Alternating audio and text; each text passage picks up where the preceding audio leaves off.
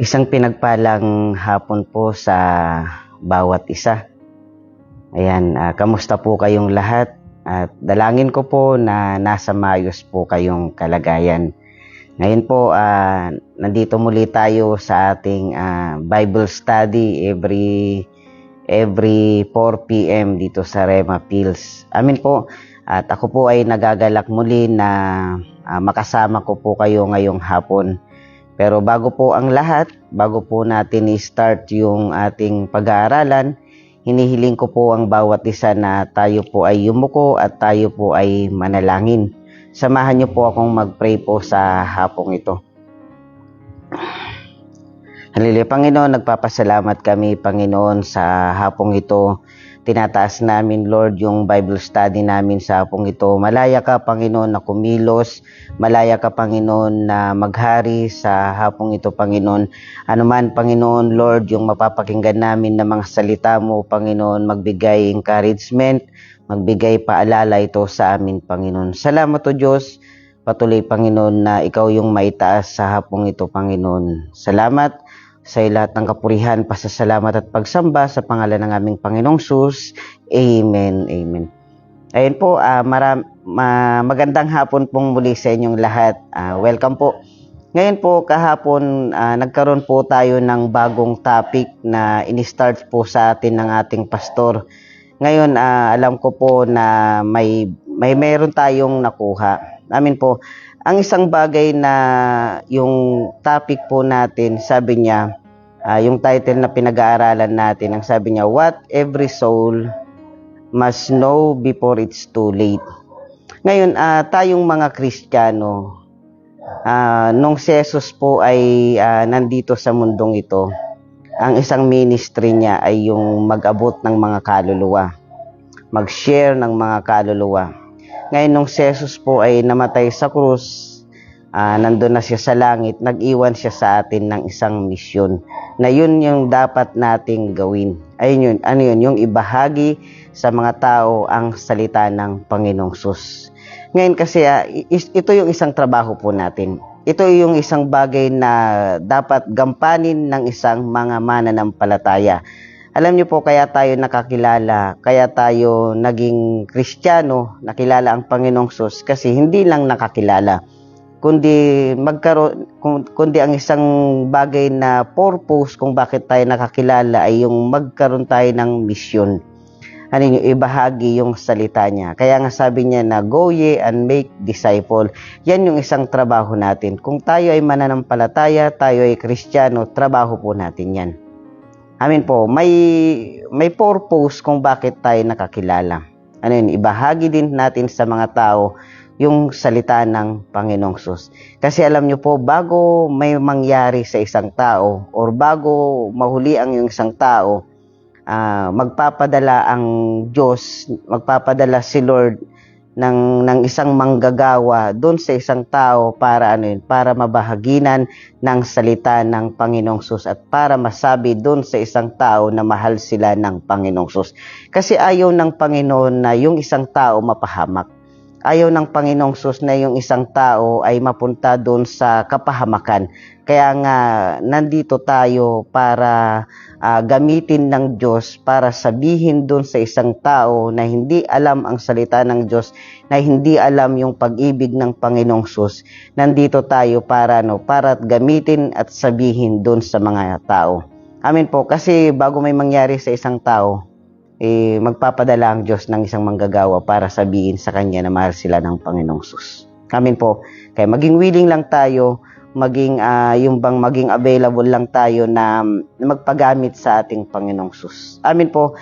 Kaya sa atin, naranasan natin yung pag-ibig ng Panginoong Sus. Ito yung din malaman ng ibang tao. Yung malaman din nila na mahal sila ng Panginoong Sus. Mapalad tayo kasi bakit? Na naramdaman natin, nalaman natin yung pag-ibig ng Panginoong Sus. Kaya ang trabaho din natin ay sabihin din sa mga tao na mahal sila ng Panginoon.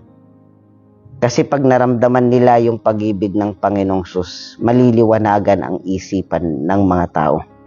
Amin po. Kaya ito po yung topic ko po ngayon na na naka-assign po sa akin.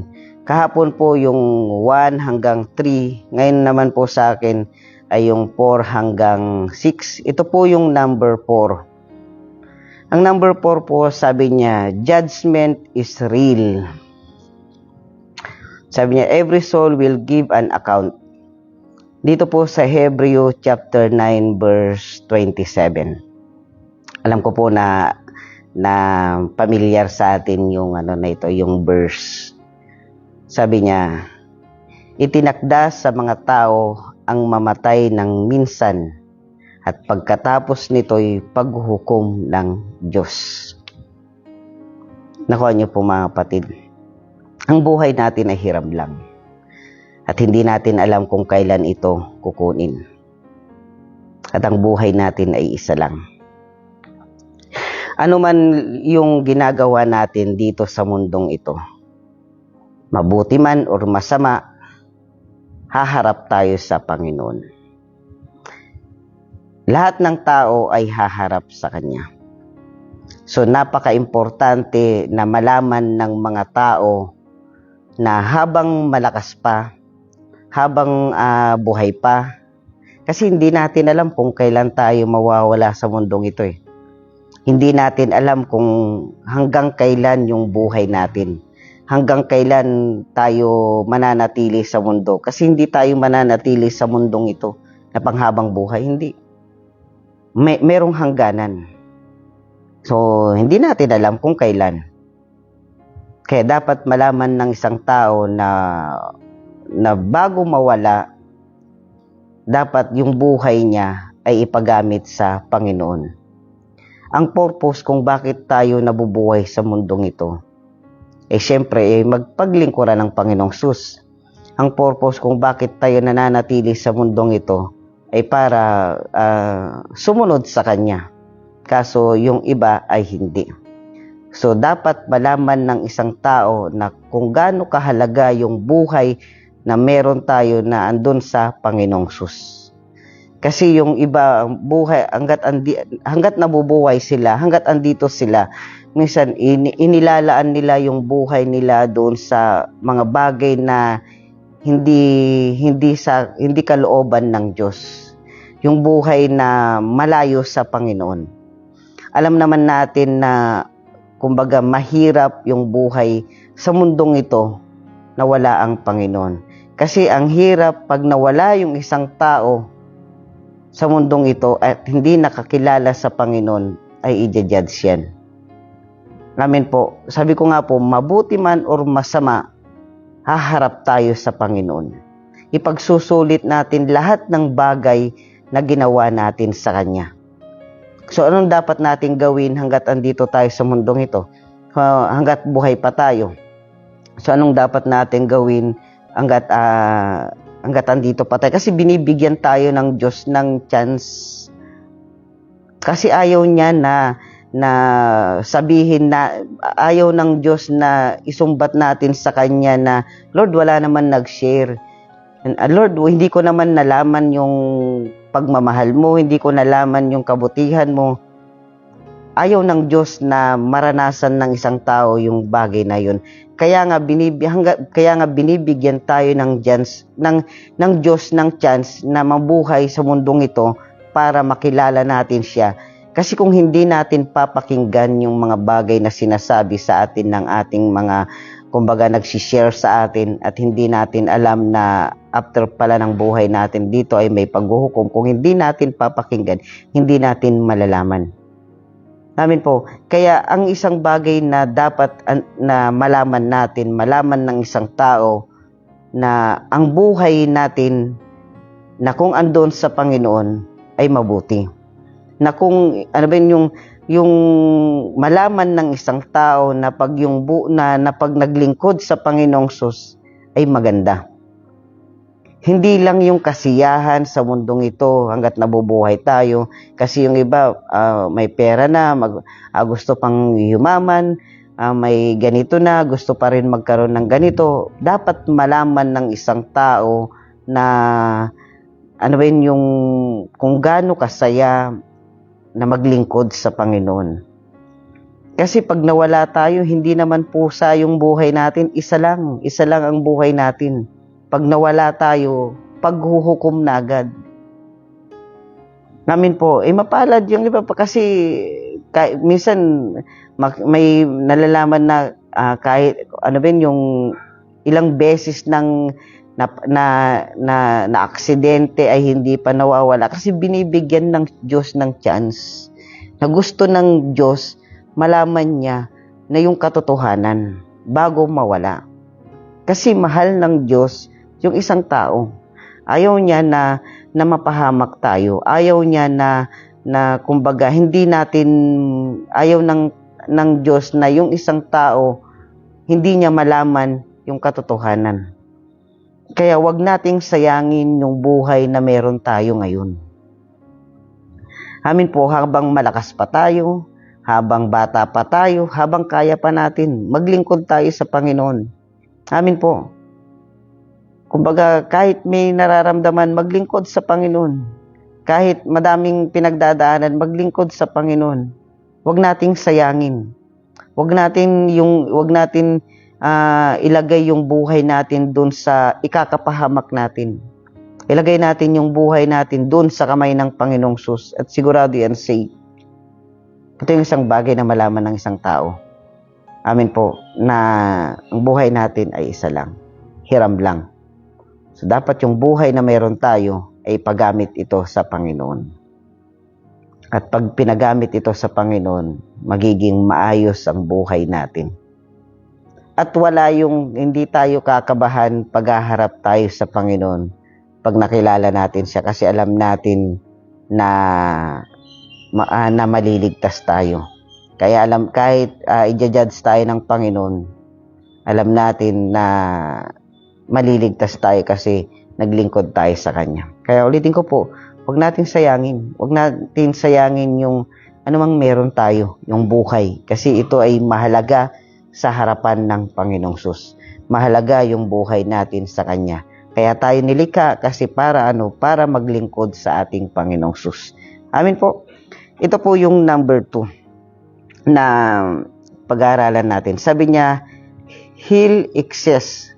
Sabi niya, eternal separation from God. Matthew chapter 10 verse 28. Alam niyo po, kung babasahin natin tong Biblia, mas marami na sinasabi yung patungkol sa hell. Amin po, patungkol sa impyerno. Kasi, totoo ang impyerno. Kaya bilang tayong nakakilala, ang misyon natin sabihin sa mga tao na totoo ang impyerno. Na after natin dito sa mundong ito, may patutunguhan yung kaluluwa po natin. Either po langit o impyerno. At pag nawala tayo sa mundong ito, doon pa lang mag-i-start yung tunay na buhay. Saan pa tayo pupunta? Langit o impyerno? Amin po. Kaya dapat malaman ito ng tao. Kasi may mga tao talaga na hindi naniniwala sa impyerno. Sinasabi nila, to see is to believe. Amin po. Makikita ko muna bago ako maniwala. So, kumbaga, isang purpose na dapat natin gawin ay yung sabihin sa kanila na totoo ang impyerno. Amin po. Matthew chapter 10 verse 28, ang sabi niya, huwag kayong matakot sa mga gustong pumatay sa inyo. Ang katawan nyo lang ang kaya nilang patayin. Sabi niya, pero hindi ang iyong kaluluwa. Sa halip, matakot kayo sa Diyos. Sa Diyos, sabi niya, na siyang may kakayahang puksain ang katawan at kaluluwa ninyo sa impyerno. Sabi ko po kanina, after natin dito sa mundong ito, dalawa lang patutunguhan natin, either langit or impyerno. Amin po. So, hanggat andito pa tayo, dapat maniwala tayo na may impyerno. Alam ko naman tayong mga mananampalataya naniniwala tayo na may impyerno. Paano yung iba? Yan yung isang purpose na dapat nating gawin. Sabihin sa mga tao, bago ang huli ang lahat, masabi natin sa kanila na may impyerno. Amin po. Kasi kawawa yung isang kaluluwa, yung isang tao na mapunta ng impyerno. Kasi eternal separation from God, habang buhay na paghihirap pag yung kaluluwa na andun na sa impyerno. Kahit ang Panginoong Sus namatay sa krus ng Kalbaryo, pag andun na sa impyerno yung isang tao, yung isang kaluluwa, wala nang kakayahang makalabas. Kumbaga eternal na, habang buhay na. So hanggat andito tayo sa mundong ito, hanggat malakas tayo, kumbaga, dapat ngayon pa lang magtiwala na tayo sa Kanya. Amin po, mahal tayo ng Panginoon. Ayaw niya na tayo ay napapahamak. Ayaw niya na mapunta tayo ng impyerno. Hindi dinesign ng Diyos na yung mga anak niya mapunta ng impyerno. Pero nasa sa atin pa rin ang desisyon kung anong pipiliin natin. Kung ano ang gusto natin. Langit o impyerno, nasa sa atin yan. Amin po, nasa sa atin kung anong pipiliin natin. Kung anong pipili ng isang tao, hindi naman po pwersahin ng Diyos na, anak, dito ka. Anak, dito ka.